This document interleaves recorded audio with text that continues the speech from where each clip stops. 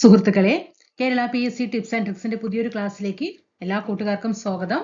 നമ്മൾ previous question പേപ്പറിൽ കോൺസ്റ്റിറ്റ്യൂഷനിൽ വന്നിട്ടുള്ള നമ്മുടെ ഇന്ത്യൻ ഭരണഘടനയിലെ ക്വസ്റ്റ്യൻസ് ആണ് നമ്മൾ പരിചയപ്പെടുന്നത്. നമുക്ക് അതുമായിട്ട് എന്തൊക്കെ ക്വസ്റ്റ്യൻ PSC ചോദിച്ചു, നമുക്ക് ഈ 21 നമുക്ക് എന്തായാലും നമ്മൾ ഈ 2021 മുതൽ 24 വരെ ഡിസംബർ വരെ നടന്നിട്ടുള്ള ക്വസ്റ്റ്യൻ പേപ്പറുകൾ ഫുള്ള് നമ്മൾ ഓരോ ടോപ്പിക് വൈസ് ആയിട്ട് നമ്മൾ പഠിച്ചു കഴിഞ്ഞാൽ നല്ലൊരു റാങ്ക് 25 നിങ്ങളുടെ കയ്യിലിരിക്കും.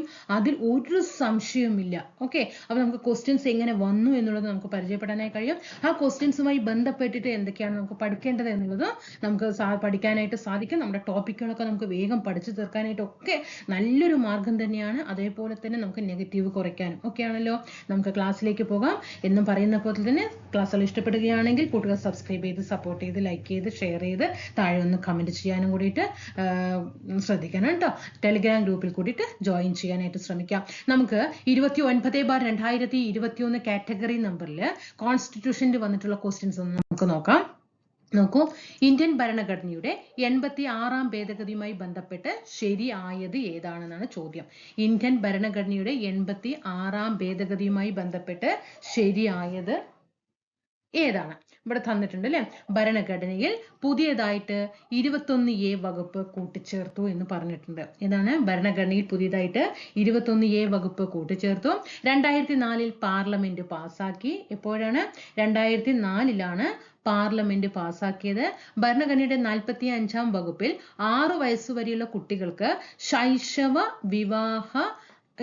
ശൈശവകാല പരിചരണവും പിന്നെ എന്താണ് വിദ്യാഭ്യാസവും നൽകേണ്ടത് രാഷ്ട്രത്തിന്റെ കടമയാണെന്ന് വ്യവസ്ഥ ചെയ്തു. ഇതാണ് ഇപ്പോൾ 3 ഓപ്ഷൻ തന്നിരിക്കുന്നത്. അപ്പൊ നിങ്ങൾ ഇങ്ങനെ ഒരു ക്വസ്റ്റ്യൻ കിട്ടുമ്പോൾ നമുക്ക് എന്ത് ചെയ്യണം? ഈ 86ാമത്തെ ഭേദഗതിയുമായി ബന്ധപ്പെട്ടിട്ട് നമുക്ക് അറിഞ്ഞിരിക്കണം. എന്നിട്ട് നമുക്ക് എന്ത് ചെയ്യാം? ഈ ആൻസർ ചെയ്ത് പഠിക്കാം കേട്ടോ. ഇപ്പൊ 86ാമത്തെ ഭേദഗതി കോൺസ്റ്റിറ്റ്യൂഷനിൽ നമുക്കറിയാം ഭരണഘടനാ ഭേദഗതി ഇമ്പോർട്ടന്റ് ആണ് അല്ലേ. അപ്പൊ നമുക്ക് 86ാം ഭേദഗതിയെ കുറിച്ചിട്ട് നമുക്ക് എന്തൊക്കെ പഠിക്കണം, എന്നിട്ട് നമുക്ക് ഈ ആൻസർ എങ്ങനെ എത്തിപ്പെടാനായിട്ട് സാധിക്കുന്നു നോക്കാം കേട്ടോ.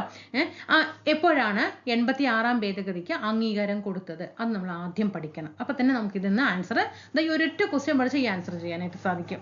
എപ്പോഴാണ് അംഗീകാരം ലഭിച്ചത്? 2002. എപ്പോഴാണ്? 2002 ഡിസംബർ മാസം 12-നാണ് കേട്ടോ. 2002 ഡിസംബർ മാസം 12-നാണ് എന്ത് ചെയ്തത്? അംഗീകാരം ലഭിച്ചത്. ഏത് പ്രധാനമന്ത്രിയുടെ കാലത്താണ്?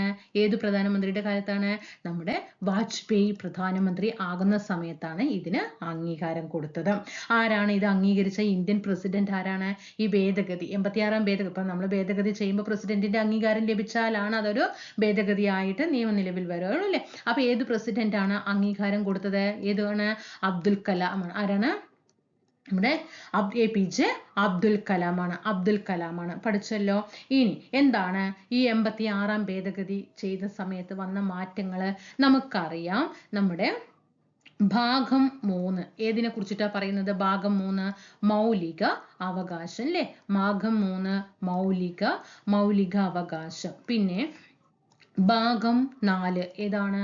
മാർഗനിർദ്ദേശക തത്വങ്ങൾ അല്ലെ. ഇതിൽ രണ്ടിലുമാണ് ഈ 86ാം ഭേദഗതിയിലൂടെ മാറ്റങ്ങൾ വന്നത്. ഏതൊക്കെയാണ്? ഭാഗം 3 മൗലിക അവകാശം അല്ലേ. ഏതുവരെയാണ്?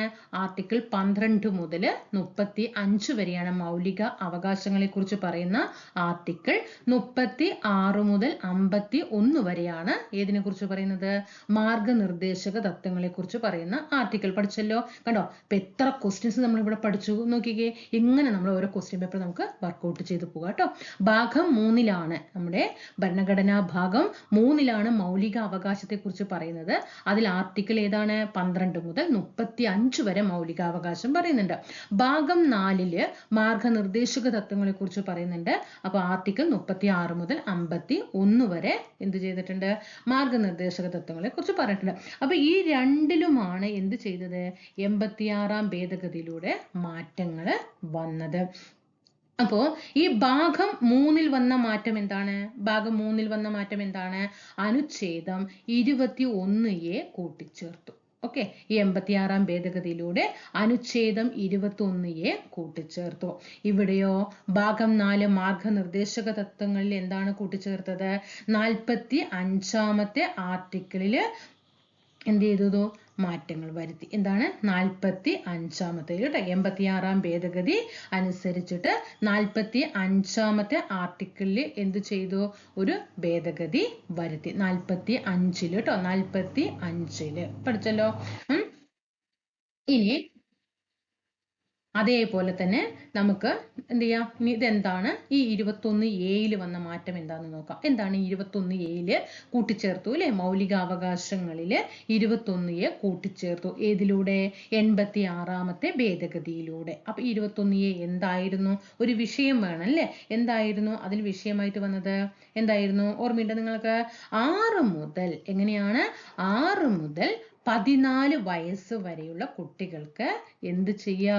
സൗജന്യവും അതുപോലെ തന്നെ നിർബന്ധിതവുമായ വിദ്യാഭ്യാസത്തിന് വ്യവസ്ഥ ചെയ്തു. സൗജന്യവും നിർബന്ധിതവുമായ എന്തിന്? വിദ്യാഭ്യാസത്തിന് വ്യവസ്ഥ ചെയ്തു. വിദ്യാഭ്യാസത്തിന് വ്യവസ്ഥ ചെയ്തു. മനസ്സിലായോ? 21A വന്ന മാറ്റം. ഇനി ഈ 45-ാമത്തെ വന്ന മാറ്റം എന്താണ്? ഭാഗം 4 മാർഗനിർദ്ദേശക തത്വങ്ങളില് 45-ാമത്തെ ആർട്ടിക്കിളില് എന്താണ് പ്രതിപാദിച്ചിട്ടുണ്ടായിരുന്നത്? എന്താണ്? 14 വയസ്സിൽ താഴെയുള്ള 14 വയസ്സിന് താഴെ കേട്ടോ, മേലെയല്ല, 14 വയസ്സിന് താഴെയുള്ള പ്രായമുള്ള കുട്ടികൾക്ക് നിർബന്ധവും സൗജന്യ വിദ്യാഭ്യാസം നൽകുക എന്നതായിരുന്നു കേട്ടോ. അപ്പൊ ഭാഗം 3 21A കൂട്ടിച്ചേർത്തു. അതും 6 to 14 സൗജന്യ നിർബന്ധിത വിദ്യാഭ്യാസം. ഭാഗം 4 മാർഗനിർദ്ദേശക തത്വങ്ങളില് ആർട്ടിക്കിൾ 45 ഭേദഗതി ചെയ്തു. അതിൽ കൊണ്ടുവന്നതാണ് 14 വയസ്സിന് താഴെയുള്ള കുട്ടികൾക്ക് സൗജന്യവും നിർബന്ധിതവുമായിട്ടുള്ള വിദ്യാഭ്യാസം നൽകുക എന്നതായിരുന്നു ഈ രണ്ടിലും വന്നിട്ടുള്ള മാറ്റം. മനസ്സിലായോ? അതേപോലെ തന്നെ 51A ശ്രദ്ധിച്ചോ, 51A പ്രതിപാദിക്കുന്നുണ്ട്. എന്താണ്? 6 വയസ്സിനും 14 വയസ്സിനും ഇടയ്ക്ക് പ്രായമുള്ള കുട്ടികളുടെ മാതാപിതാക്കളോ രക്ഷകർത്താക്കളോ കുട്ടികളുടെ വിദ്യാഭ്യാസത്തിനുള്ള അവസരങ്ങൾ ഏർപ്പെടുത്തുക എന്ന് പറയുന്നത് ഏതിലാണ്? 51A. ഏതിലാണ്? 51A കേട്ടോ. 51A. നമുക്കറിയാം 51A എന്ന് പറയുന്നത് ഏതാണ്? മൗലിക കടമകളാണ് അല്ലെ? മൗലിക കടമകളാണ് 51A പറയുന്നത് കേട്ടോ. അപ്പൊ ഈ 51A അതൊരു കടമയാണ് അല്ലെ? 51A എന്ന് പറയുന്നത് ഏതിനെ കുറിച്ചിട്ടാണ്? മൗലിക കടമകളെ കുറിച്ചിട്ട് പ്രതിപാദിക്കുന്ന ആർട്ടിക്കിളാണ് 51A പറയുന്നത്. മനസ്സിലായോ? അപ്പൊ ഈ 51A പറയുന്നുണ്ട്, അതായത് കുട്ടികൾക്ക് വിദ്യാഭ്യാസം കൊടുക്കുക എന്നുള്ളത് മാതാപിതാക്കളുടെയോ രക്ഷാകർത്താക്കളുടെയോ ഒക്കെ എന്താണ്? നിർബന്ധിത കടമയാണ്. ഓക്കെ, അതൊരു കടമയാണ്. ഓക്കെ, അവസരങ്ങൾ ഏർപ്പെടുത്തണം. ആര്? രക്ഷകർത്താക്കളോ മാതാപിതാക്കളും. ഓക്കെ, മനസ്സിലായോ? അപ്പൊ ഇത്രയും കാര്യങ്ങളാണ് നമുക്ക് 86-ാമത്തെ ഭേദഗതിയിൽ പഠിക്കാനുള്ളത്. ഇപ്പൊ മനസ്സിലായോ? ഇനി നമുക്ക് ഇതൊന്നും കൂടെ ചെയ്ത് നോക്കിയാലോ? അപ്പൊ ഇന്ത്യൻ ഭരണഘടനയുടെ 86-ാമത്തെ ഭേദഗതിയുമായി ബന്ധപ്പെട്ട് ശരിയായത് ഏത്? നോക്കിക്കേ, ഭരണഘടനയിൽ പുതിയതായിട്ട് 21A വകുപ്പ് കൂട്ടിച്ചേർത്തു. നമ്മൾ ഇവിടെ പറഞ്ഞു അല്ലെ? 21A കൂട്ടിച്ചേർത്തു എന്നുള്ളത് ഇവിടെ പറഞ്ഞു. അപ്പൊ എന്താണ് ഇത്? ശരിയായിട്ടുള്ള പ്രസ്താവനയാണ്. ഇവിടെ ക്വസ്റ്റ്യനും ശരിയായത് ആണ് അല്ലെ? 2004 പാർലമെന്റ് പാസ്സാക്കി. നമ്മൾ പാർലമെന്റ് പാസ്സാക്കിയത് എപ്പോഴെന്നാ പറഞ്ഞത്? 2002 ഡിസംബർ 12-നാണ്. അപ്പൊ ഇത് തെറ്റാണ്. നോക്കൂ, ഭരണഘടനയുടെ 45-ാമത്തെ വകുപ്പിൽ നമ്മൾ 45-ാമത്തെ വകുപ്പ് പറഞ്ഞു 6 വയസ്സ് വരെയുള്ള കുട്ടികൾക്ക് ശൈശവകാല പരിചരണവും വിദ്യാഭ്യാസം നൽകേണ്ടത് ആരുടെ കടമയാണ്? രാഷ്ട്രത്തിന്റെ കടമയാണെന്ന് വ്യവസ്ഥ ചെയ്തു. അത് ശരിയല്ലേ? അപ്പൊ ഇതും ശരിയാണ്. അപ്പൊ ഇവിടെ ആൻസർ ഏത് വരും? 1ഉം 3ഉം ശരി എന്നുള്ളതാണ് ഇവിടെ ആൻസർ വരുന്നത്. കണ്ടോ? അപ്പൊ നമുക്ക് ഒറ്റ കണ്ടോ, 2002 ഡിസംബർ 2-നാണ് 86-ാം ഭേദഗതി പാസ്സാക്കിയത് എന്ന് അറിഞ്ഞിട്ടുണ്ടെങ്കിൽ നമുക്കറിയാം എന്താണ് ഇത് 2004. അപ്പൊ തന്നെ നമ്മൾ ഇത് തെറ്റിടും. അപ്പൊ 2 വരുന്ന ഓപ്ഷൻ ഒക്കെ അങ്ങോട്ട് നമ്മൾ ആദ്യം മാറ്റണം അല്ലെ? ഇത് മാറ്റും, എല്ലാം ശരിയാണ്. അപ്പൊ അതിൽ 2 വന്നു. അപ്പൊ ഇതും എന്ത് ചെയ്തു? മാറ്റി ഇല്ലേ? ഇങ്ങനെ മാറ്റി. കണ്ടോ? അപ്പൊ ഇങ്ങനെ ആൻസറിലേക്ക് എത്തണം. അപ്പൊ 86-ാമത്തെ ഭേദഗതിയെ കുറിച്ചിട്ട് നമ്മൾ അറിഞ്ഞിരിക്കേണ്ട കാര്യങ്ങൾ എന്താണ്? മെയിനായിട്ട് നമ്മൾ അറിയണം. 86-ാമത്തെ ഭേദഗതി എന്ന് ആലോചിക്കുമ്പോൾ തന്നെ പറയണം, പ്രാഥമിക വിദ്യാഭ്യാസത്തെ എന്ത് ചെയ്തു? മൗലികാവകാശങ്ങളുടെ പട്ടികയിൽ ഉൾപ്പെടുത്തുക എന്നതാണ് പ്രധാനപ്പെട്ട ലക്ഷ്യം. 86-ാം ഭേദഗതി എന്ന് പറയുന്നത് തന്നെ വിദ്യാഭ്യാസത്തിനുള്ള പ്രാധാന്യമാണ് അല്ലേ? അപ്പോൾ മൗലികാവകാശങ്ങളുടെ പട്ടികയിൽ ഉൾപ്പെടുത്തണം അല്ലേ? അതാണ് പ്രധാനപ്പെട്ട തീരുമാനം. അംഗീകാരം ലഭിച്ചത് എപ്പോഴാണ് അംഗീകാരം ലഭിച്ചത്? 2002 ഡിസംബർ 12-ന് കേട്ടോ. 86-ാം 86 ഭേദഗതി 2002 ഡിസംബർ 12 ആ സമയത്ത് ഇന്ത്യൻ പ്രധാനമന്ത്രി വാജ്പേയി ആണ്. ഈ ഭേദഗതിക്ക് അംഗീകാരം കൊടുത്തത് APJ അബ്ദുൽ കലാം ആണ്. ഓക്കെ, ഭാഗം 3-ലും 86 ഭേദഗതിയിലൂടെ ഭാഗം 3-ലും ഭാഗം 4-ലുമാണ് മാറ്റങ്ങൾ വന്നത്. ഭാഗം 3 മൗലിക അവകാശത്തെ കുറിച്ച് പറയുന്നു. ഭാഗം 4 മാർഗനിർദ്ദേശക തത്വങ്ങളെ കുറിച്ച് പറയുന്നു. ഭാഗം 3-ല് 12 മുതൽ 35 വരെ വകുപ്പുകൾ ആർട്ടിക്കിളാണ് ഉള്ളത്. ഭാഗം 4 മാർഗനിർദ്ദേശക തത്വങ്ങളിൽ 36 മുതൽ 51 വരെ ആർട്ടിക്കിളാണ് ഉൾപ്പെടുത്തിയിരിക്കുന്നത്. മൗലിക അവകാശത്തിൽ 21A വകുപ്പ് കൂട്ടിച്ചേർത്തിട്ടാണ് 86 ഭേദഗതിയിൽ മാറ്റങ്ങൾ വന്നത്. ഭാഗം 4 മാർഗനിർദ്ദേശക തത്വങ്ങളിൽ ആർട്ടിക്കിൾ 45-ലാണ് മാറ്റങ്ങൾ വരുത്തിയത്. മനസ്സിലായല്ലോ? 6 മുതൽ 14 വയസ്സ് വരെ സൗജന്യവും നിർബന്ധിത വിദ്യാഭ്യാസവുമാണ് 21A പ്രകാരം വന്നത് എങ്കിൽ 14 വയസ്സിന് താഴെയുള്ള കുട്ടികൾക്ക് വിദ്യാഭ്യാസം നൽകേണ്ടത്, അവസരങ്ങൾ കൊടുക്കേണ്ടത് ആരുടെ കടമയാണ്? രക്ഷിതാക്കളുടെ കടമയാണ് എന്ന് പറഞ്ഞതാണ് ഏതിൽ വന്നത്? മാർഗനിർദ്ദേശക തത്വങ്ങൾ 45-ല് വന്നത്. ഓക്കെ ആണല്ലോ? ഇപ്പൊ നമ്മൾ എത്ര പോയിന്റുകൾ നമ്മൾ നോക്കി ഇല്ലേ? ഇങ്ങനെ നമുക്ക് പഠിച്ചു പോകാം കേട്ടോ. അടുത്ത ക്വസ്റ്റ്യൻ നോക്കൂ. ചുവടെ തന്നിരിക്കുന്നവയിൽ ഗ്രാമസഭയെ കുറിച്ചിട്ട് പ്രതിപാദിക്കുന്ന ഇന്ത്യൻ ഭരണഘടനാ വകുപ്പ് ഏത്? ഇതിനെ കുറിച്ചിട്ടാണ് ഇവിടെ പറഞ്ഞിരിക്കുന്നത്? ഗ്രാമസഭയെ കുറിച്ചിട്ടാണ് പറഞ്ഞിരിക്കുന്നത്. ഓക്കെ, അപ്പൊ ഇതില് 4 ആർട്ടിക്കിൾ തന്നിട്ടുണ്ട്. ഇതിലത്തെ ഏതാണ്? നമുക്കൊന്ന് ഈ ഗ്രാമസഭയെ കുറിച്ചിട്ട് പഠിച്ചാലോ? എന്താണ് നമുക്ക് ഗ്രാമസഭയെ കുറിച്ചിട്ട് പഠിക്കേണ്ടത്? അപ്പൊ നമ്മൾ നോക്കിക്കേ, ഒരു ഭരണഘടനാ ഭേദഗതി 86 ഭേദഗതി നമ്മൾ ഫുള്ളോടെ പഠിച്ചു കണ്ടോ? നമ്മൾ ക്വസ്റ്റ്യൻസ് എങ്ങനെ ഭേദഗതിയെ കുറിച്ച് ചോദിച്ചു എന്നുള്ളത് മനസ്സിലാക്കി. ഇനി അടുത്ത് നമ്മൾ ഗ്രാമസഭയെ കുറിച്ചിട്ട് പഠിക്കാൻ പോവുകയാണ്. ഗ്രാമസഭയിലെ ആർട്ടിക്കിൾ ഏതാണെന്ന് നമുക്കിപ്പോ നോക്കി വരാം. നമുക്ക് ഗ്രാമസഭയെ കുറിച്ചിട്ട് ആദ്യം ഓരോരോ പോയിന്റ് ആയിട്ടൊന്ന് പഠിച്ചാലോ? എന്താണ് ഈ ഗ്രാമസഭ എന്ന് പറയുന്നത്? എന്താണ് ഈ ഗ്രാമസഭ? നമ്മുടെ പഞ്ചായത്തിൽ അല്ലെ, നമുക്ക് ഓരോ ഗ്രാമപഞ്ചായത്ത് ഉണ്ട്. ആ ഓരോ ഗ്രാമപഞ്ചായത്തിലെ ഓരോ വാർഡും എന്താണ്? ഗ്രാമസഭയാണ് കേട്ടോ. ഒരു പഞ്ചായത്തിലെ ഓരോ വാർഡും എന്താണ്? ഓരോ വാർഡ്, ഇപ്പൊ 1-ാം വാർഡ്, 2-ാം വാർഡ്, 3-ാം വാർഡ് എന്നൊക്കെ പറയും അല്ലേ? അപ്പൊ അതിലത്തെ ഓരോ വാർഡും എന്താണ്? ഗ്രാമസഭയാണ് കേട്ടോ. ഈ വോട്ടർ പട്ടികയില് പേരുള്ള എല്ലാവരും, ഇത് കഴിഞ്ഞ 2024 ഒരു എക്സാമിന് ചോദിച്ചത് ഓർമ്മയുണ്ടോ നിങ്ങൾക്ക്? ഗ്രാമസഭയെ കുറിച്ചിട്ട് ശരിയായ പ്രസ്താവനകൾ എന്തെന്നൊക്കെ നമുക്ക് ചോദ്യങ്ങൾ വന്നിട്ടുണ്ട്. വോട്ടർ പട്ടികയിൽ പേരുള്ള എല്ലാവരും, എങ്ങനെയാണ്? വോട്ടർ പട്ടികയില് പേരുള്ള എല്ലാവരും എന്താണ്? ഗ്രാമസഭയിലെ അംഗങ്ങളാണ് കേട്ടോ. ഗ്രാമസഭയെ കുറിച്ചിട്ട് പറയുന്നത് ഏതനുച്ഛേദമാണ്? 243A ആണ്. ഏതാണ്? 243A ആണ് ഗ്രാമസഭയെ കുറിച്ചിട്ട് പറയുന്ന അനുച്ഛേദം എന്ന് പറയുന്നത്. ഗ്രാമസഭയുടെ കൺവീനർ ആരാണ്? ഗ്രാമസഭയുടെ കൺവീനർ ആരാണ്? കൺവീനർ പ്രീവിയസ് ക്വസ്റ്റ്യൻ ആണ്. ഗ്രാമസഭയുടെ കൺവീനർ ആരാണ്? വാർഡ് മെമ്പർ ആണ് കേട്ടോ. ആരാണ്? വാർഡ് മെമ്പർ ആണ്. ഇനി ഗ്രാമസഭ വിളിച്ചു ചേർക്കുന്നത് ആരാണ്? വാർഡ് മെമ്പർ ആണ് കേട്ടോ. വാർഡ് മെമ്പർ ആണ്. ഇനി ഗ്രാമസഭയുടെ അധ്യക്ഷൻ ആരാണ്? ഗ്രാമസഭയുടെ അധ്യക്ഷൻ ആരാണ്? പഞ്ചായത്ത് പ്രസിഡന്റ് ആണ് കേട്ടോ. ഗ്രാമസഭയുടെ അധ്യക്ഷൻ പഞ്ചായത്ത് പ്രസിഡന്റ് ആണ്. ഗ്രാമസഭയുടെ സെക്രട്ടറി ആരാണ്? ഗ്രാമസഭയുടെ സെക്രട്ടറി പഞ്ചായത്ത് സെക്രട്ടറി ആണ് കേട്ടോ. പഞ്ചായത്ത് സെക്രട്ടറി ആണ്. ഓക്കെ, ഇത്രയും കാര്യങ്ങൾ മനസ്സിലാക്കുക. അതുപോലെ ഇപ്പൊ ഒരു ഗ്രാമസഭയില് കോറം എന്ന് പറയുന്നത്, ഗ്രാമസഭയുടെ കോറം എന്ന് പറയുന്നത് എത്രയാണ്? 10-ൽ 1 ആണ് കേട്ടോ. അതായത് 10% ആണ്. പഠിച്ചു വെക്കണം, പ്രീവിയസ് ക്വസ്റ്റ്യൻ ആണ്. ഇനി ഈ ഗ്രാമസഭ ഒരു വർഷത്തിൽ എങ്ങനെയൊക്കെയാണ് കൂടേണ്ടത്? എത്ര വർഷം കൂടണം? 3 മാസത്തിൽ ഒരിക്കലെങ്കിലും ഗ്രാമപഞ്ചായത്ത് എന്ത് ചെയ്യണം? നിശ്ചയിക്കുന്ന സ്ഥലത്ത് ചേരണം. ഓക്കെ, ഗ്രാമസഭ കൂടുന്നത് എത്രയാണ്? 3 മാസത്തിൽ ഒരിക്കൽ. എപ്പോഴാണ്? 3 മാസം കേട്ടോ. 3 ചിലപ്പോൾ അവിടെ 6 എന്നൊക്കെ തരുമ്പോൾ കൺഫ്യൂഷൻ വരാൻ പാടില്ല. 3 മാസത്തിൽ എന്ത് ചെയ്യണം? ഒരിക്കല് ഗ്രാമസഭ കൂടിയിരിക്കണം. ഗ്രാമസഭ വർഷം എപ്പോഴാണ് ഗ്രാമസഭാ വർഷമായിട്ട് ആഘോഷിച്ചത്? ഇന്ത്യയില് ഗ്രാമസഭാ വർഷമായിട്ട് ആഘോഷിച്ചത് 1999 to 2000 ആണ്. ഓക്കെ, 1999 to 2000 ആണ് ഗ്രാമസഭാ വർഷമായിട്ട് ആചരിച്ചത്. ഇനി നമ്മുടെ പഞ്ചായത്തി രാജ് സംവിധാനത്തിന്റെ അടിസ്ഥാനം എന്ന് പറയുന്നതും ഏതാണ്? ഗ്രാമസഭയാണ് കേട്ടോ. പഞ്ചായത്തി രാജ് സംവിധാനത്തിന്റെ അടിസ്ഥാനം എന്ന് പറയുന്നതും ഏതാണ്? ഗ്രാമസഭയാണ് കേട്ടോ. ഇനി എന്തിനാണ് ഈ ഗ്രാമസഭ കൂടുന്നത്? എന്തിനാണ്? കുറെ ആൾക്കാര് വോട്ടർ പട്ടിക പേരുള്ള എല്ലാവരെയും കൂട്ടിയിട്ട് ചായ കുടിച്ചിട്ട് പോകാനാണോ? അല്ല അല്ലേ? എന്താണ്? നമ്മുടെ ഗ്രാമങ്ങളില് ഓരോ വാർഡിലും എന്തൊക്കെ വികസന പ്രവർത്തനങ്ങൾ തീരുമാനിക്കാനുള്ള ഒരു വേദിയാണ് അല്ലേ? ഓരോ വാർഡിലും എന്തൊക്കെ വികസന പ്രവർത്തനങ്ങൾ കൊണ്ടുവരണം എന്ന് തീരുമാനിക്കാനുള്ള ഒരു വേദിയാണ് ഈ ഗ്രാമസഭ എന്ന് പറയുന്നത്. ഗ്രാമസഭ ഒരു സ്ഥിരം സമിതിയാണ് കേട്ടോ. ഗ്രാമസഭ എന്ന് പറയുന്നത് എന്താണ്? ഒരു സ്ഥിരം സമിതിയാണ്. ഒരു സ്ഥിരം സമിതിയാണ് കേട്ടോ. ഒരു സ്ഥിരം സമിതിയാണ്.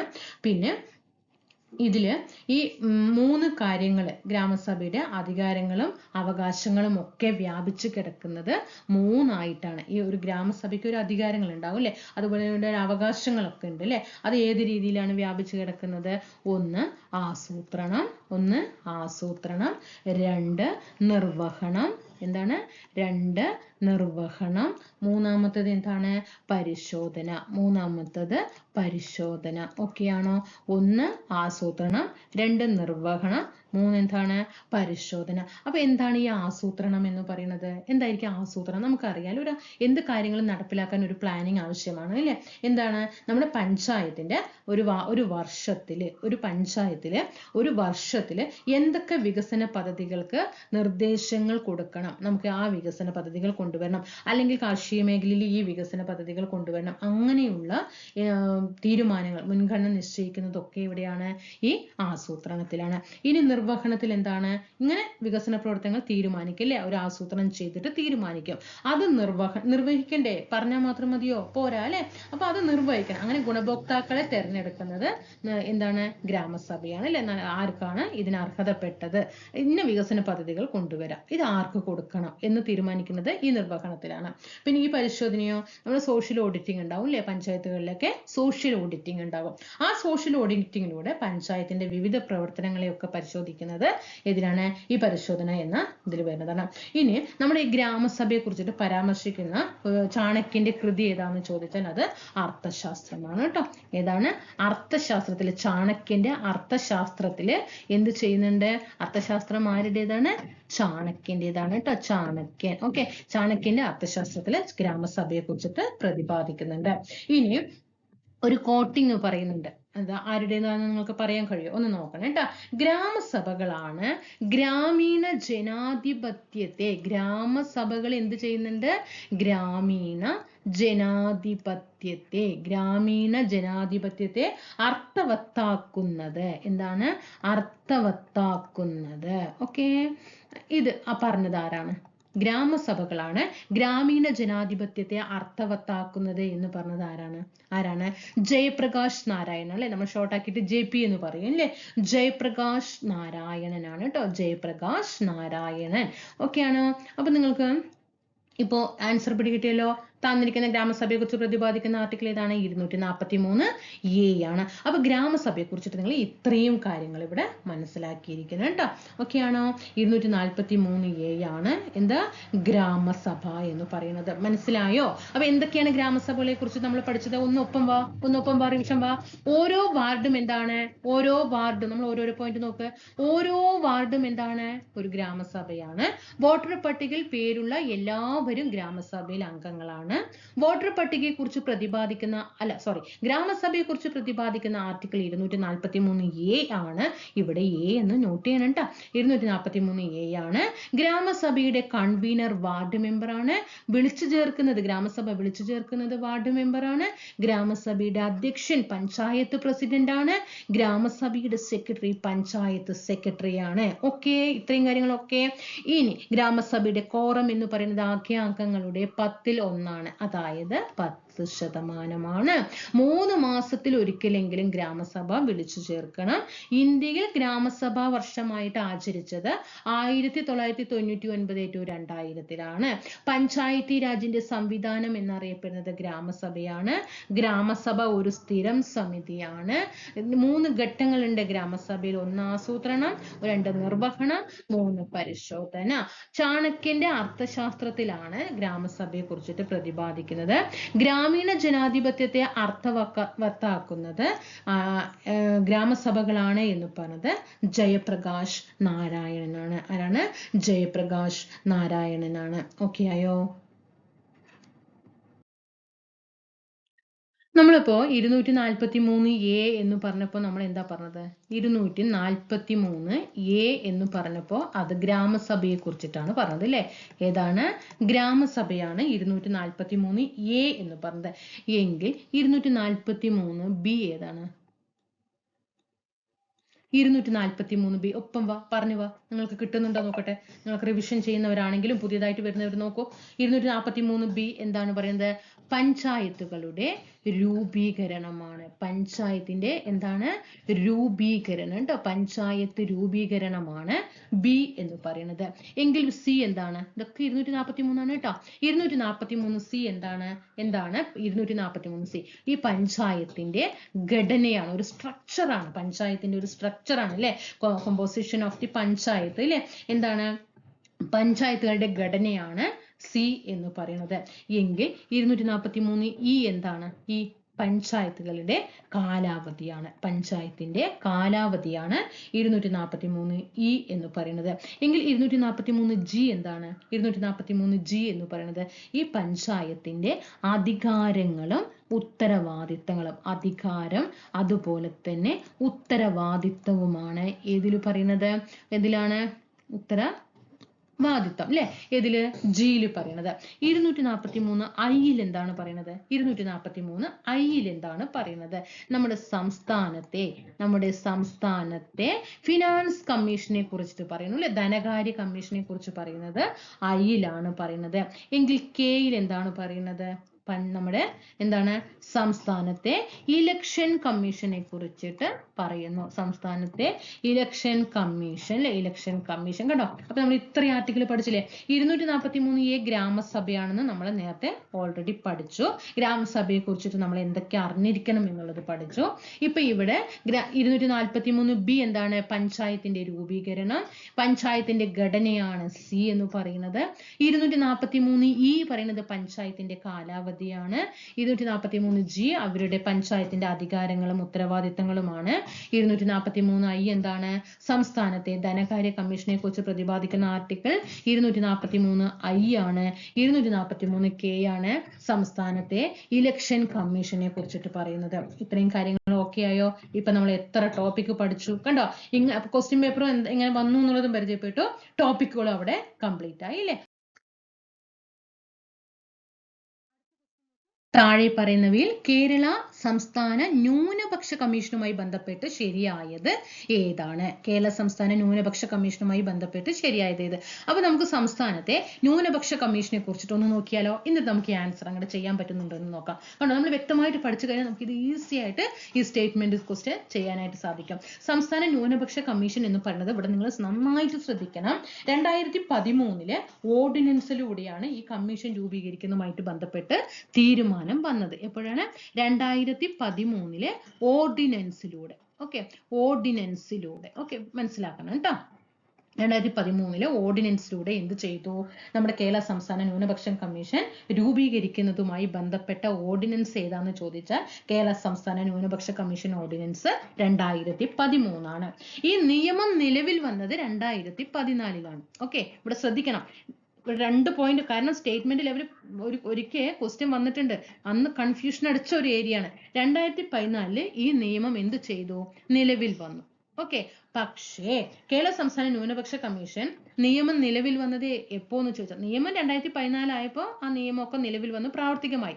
പക്ഷേ ഒരു കമ്മീഷൻ രൂപീകൃതമായത് ഈ 2013 ഓർഡിനൻസിലൂടെ 2013 മെയ് മാസം 15-ാം തീയതിയാണ് കേരള സംസ്ഥാനത്ത് ന്യൂനപക്ഷ കമ്മീഷൻ നിയമം നിലവിൽ വന്നത്. 2013 ഓർഡിനൻസ് ആക്കി. 2014 ആയപ്പോൾ നിയമമൊക്കെ നിലവിൽ വന്നു. പക്ഷേ ഈ നിയമം 2013 മെയ് 15-നാണ് എന്ത് ചെയ്തത്? ഓർഡിനൻസിലൂടെ ആ മുൻകാല പ്രാബല്യത്തോടു കൂടി വരിക എന്നൊക്കെ പറയല്ലോ. അതുപോലെ 2013. അപ്പൊ നിങ്ങൾ ഇതൊരൊറ്റ വർഷം പഠിക്കാം കേട്ടോ. 2013 മെയ് 15-നാണ് എന്ത് ചെയ്തത്? ന്യൂനപക്ഷ കമ്മീഷൻ നിലവിൽ വന്നത്. പഠിച്ചു. ഇനി ഈ ന്യൂനപക്ഷം എന്ന് പറയുന്നത് ഇപ്പൊ നമ്മൾ സംസ്ഥാനത്തെയാണ് പറയുന്നത് അല്ലെ? ഈ ന്യൂനപക്ഷ സമുദായങ്ങൾ ആണ് എന്നുള്ളത് തീരുമാനിക്കുന്നത് ഏത് നിയമപ്രകാരമാണെന്നറിയോ? നമ്മുടെ ദേശീയ തലത്തിലെ നിയമങ്ങൾക്കാണ് നമുക്ക് എപ്പോഴും പ്രാധാന്യം ഉണ്ടാകുക അല്ലെ? ഈ 1992 എന്ത് ചെയ്തിട്ടുണ്ടായിരുന്നു? ദേശീയ തലത്തിൽ നമുക്കറിയാം ന്യൂനപക്ഷ കമ്മീഷൻ നിയമം വന്നിട്ടുണ്ട്. ദേശീയ തലത്തിൽ 1992 ദേശീയ തലത്തിൽ എന്ത് ചെയ്തിട്ടുണ്ടായിരുന്നത്? ഈ ന്യൂനപക്ഷ കമ്മീഷൻ നിയമം നിലവിൽ വന്നിട്ടുണ്ടായിരുന്നു. അപ്പൊ ഇതേ ആക്ട് പ്രകാരമാണ് ഈ ന്യൂനപക്ഷ സമുദായങ്ങളെയൊക്കെ എന്ത് ചെയ്തിട്ടുണ്ടായിരുന്നത്? തീരുമാനിച്ചിട്ടുണ്ടായിരുന്നത്. അതിന് സമുദായം ഇവര് ഈ നമ്മളിപ്പോ ഓരോ വ്യക്തികളും അല്ലെങ്കിൽ സമുദായങ്ങളെ ഇവർ ന്യൂനപക്ഷ സമുദായം ആണ് എന്ന് തീരുമാനിച്ചത് ഏത് ആക്ട് പ്രകാരമാണ്? 1992 വന്ന ദേശീയ ന്യൂനപക്ഷ നിയമപ്രകാരമാണ്. ഓക്കെ, പക്ഷെ നമ്മുടെ സംസ്ഥാനത്ത് 2013 മെയ് 15 ന്യൂനപക്ഷ കമ്മീഷൻ നിലവിൽ വന്നത്. ഇനി എത്ര അംഗങ്ങളാണ് ഇതിലുള്ളത്? അംഗങ്ങൾ എത്ര അംഗങ്ങൾ ആണ് ഇതിലുള്ളത്? 3 കേട്ടോ. ചെയർമാൻ ഉൾപ്പെടെ ആണ് 3 പേര്. ചെയർമാൻ ഉൾപ്പെടെ എത്ര പേരാണ്? 3 പേര്. ഈ 3 പേരും ആരായിരിക്കണം? ഈ 3 പേരും ആരായിരിക്കണം? ന്യൂനപക്ഷ സമുദായത്തിൽ നിന്നുള്ളവര് ആയിരിക്കണം. അതിൽ ഒരാള് വനിതയുമായിരിക്കണം. ആ വനിതയും ആര് തന്നെയാണ്? 3 പേരും വനിത ന്യൂനപക്ഷം പറയുമ്പോൾ പിന്നെ വനിത എടുത്ത് പറയേണ്ട ആവശ്യമില്ലല്ലോ അല്ലെ? അംഗങ്ങൾ 3 പേരാണ്. സംസ്ഥാന ന്യൂനപക്ഷ കമ്മീഷനിലെ അംഗങ്ങൾ 3 പേരാണ്. ചെയർമാൻ ഉൾപ്പെടെ 3 പേരും ന്യൂനപക്ഷ സമുദായത്തിൽ നിന്നുള്ളവർ ആയിരിക്കണം. അതിൽ ഒരാള് വനിതകളും ആയിരിക്കണം. 2013 മെയ് 15 നിലവിൽ വന്ന നമ്മുടെ കേരള സംസ്ഥാനത്തെ ന്യൂനപക്ഷ കമ്മീഷൻ നിയമം എന്ന് പറയുന്നത് ആ സമുദായം ഉൾപ്പെടുത്തിയിരിക്കുന്നത് 1992 ദേശീയ ന്യൂനപക്ഷ കമ്മീഷൻ നിയമപ്രകാരമാണ് ആ സമുദായം എന്നുള്ളത് വന്നിരിക്കുന്നത്. അത് മനസ്സിലാക്കണം. പിന്നെന്താ നമ്മൾ പഠിക്കുക? പിന്നെ ഇവര് രാജി സമർപ്പിക്കുന്നത് ആർക്കാണ്? രാജിക്കത്ത് സമർപ്പിക്കുന്നത് ആർക്കാണ്? ആർക്കാണ്? സംസ്ഥാനത്തെ ഗവൺമെന്റിനാണ് കേട്ടോ. ശ്രദ്ധിക്കണം, സംസ്ഥാന ന്യൂനപക്ഷ കമ്മീഷൻ അംഗങ്ങള് രാജി സമർപ്പിക്കുന്നത് ഗവർണർക്കല്ല, ഗവൺമെന്റിനാണ് കേട്ടോ. ഗവൺമെന്റിനാണ് എന്ത് ചെയ്യുന്നത്? രാജി സമർപ്പിക്കുന്നത് കേട്ടോ. ഇനി ന്യൂനപക്ഷ കമ്മീഷന്റെ ആസ്ഥാനം എവിടെയാണ്? തിരുവനന്തപുരത്താണ്. ഇപ്പൊ ആരാണ് നമ്മുടെ സംസ്ഥാനത്തെ ന്യൂനപക്ഷ കമ്മീഷൻ ചെയർപേഴ്സൺ എന്ന് പറയുന്നത്? എ റഷീദാണ് കേട്ടോ. ഇപ്പൊ കറണ്ട് അഫെയർ ആണ്. എ റഷീദാണ് കേട്ടോ. ആരാണ്? എ റഷീദ്. അപ്പൊ ഇത്രയും കാര്യങ്ങളാണ് സംസ്ഥാന ന്യൂനപക്ഷ കമ്മീഷനുമായിട്ട് പഠിക്കാനുള്ളത്. നമുക്ക് ഒന്ന് ശ്രദ്ധിച്ചാലോ? ഈ ക്വസ്റ്റ്യൻ ഒന്ന് ചെയ്താലോ? ചെയർമാൻ ഉൾപ്പെടെ 3 അംഗങ്ങൾ നമ്മൾ പറഞ്ഞു അല്ലെ? ഇവിടെ പറഞ്ഞു ചെയർമാൻ ഉൾപ്പെടെ 3 അംഗങ്ങൾ. ഓക്കെ, ഇതൊക്കെ ശരിയാണ്. ഒന്ന് എന്തായാലും ശരിയാണ്. എല്ലാം ശരിയാണ്. ഇവിടെ 1 എന്നുള്ള ഓപ്ഷൻ ഇല്ല, വെട്ടി. ഇവിടെ 1 എന്നുള്ള ഓപ്ഷൻ ഇല്ല, വെട്ടി. ഇനി നമുക്ക് ബി ഡി മാത്രം നോക്കാം. നിലവിൽ വന്നത് 2013 മെയ് 15 അത് നമ്മൾ ഇവിടെ പഠിച്ചു. 2013 മെയ് 15 എന്നുള്ളത് അതും ശരിയാണ്. അപ്പോൾ രണ്ടും എന്താണ്? ശരിയായിട്ടുള്ള പ്രസ്താവനയാണ്. ചെയർമാന്റെയും അംഗങ്ങളുടെയും കാലാവധി ചുമതലയേറ്റ തീയതി മുതൽ 5 വർഷമാണ്. ചെയർമാന്റെയും അംഗങ്ങളുടെയും കാലാവധി ചുമതലയേറ്റ തീയതി മുതൽ എത്രയാണ്? 5 വർഷമാണ്. അതെന്താണ്? ശരിയായ പ്രസ്താവനയാണ്. അപ്പൊ ഇവിടെ എന്താണ്? എല്ലാം ശരിയാണ് കേട്ടോ. 5 വർഷമാണ്. ഓക്കെ, ക്ലാസ്സുകൾ ഈ രീതിയിൽ നിങ്ങൾക്ക് മതിയെങ്കിൽ ഞാൻ കട്ടയ്ക്ക് നിങ്ങളുടെ കൂടെ ഉണ്ടാകും. നമുക്ക് ഓരോ ടോപ്പിക്ക്, നമുക്ക് കോൺസ്റ്റിറ്റ്യൂഷനിൽ നിന്നുള്ള ക്വസ്റ്റ്യൻസ് എല്ലാം പരിചയപ്പെട്ട ശേഷം അങ്ങനെ ടോപ്പിക്കായിട്ട് നമുക്ക് വരാം. നിങ്ങൾ കൂടെ നിന്ന് സപ്പോർട്ട് ചെയ്യുമെന്ന് വിചാരിക്കുന്നു. നമുക്ക് അടുത്ത ക്ലാസ്സിൽ കാണാം. Thank you.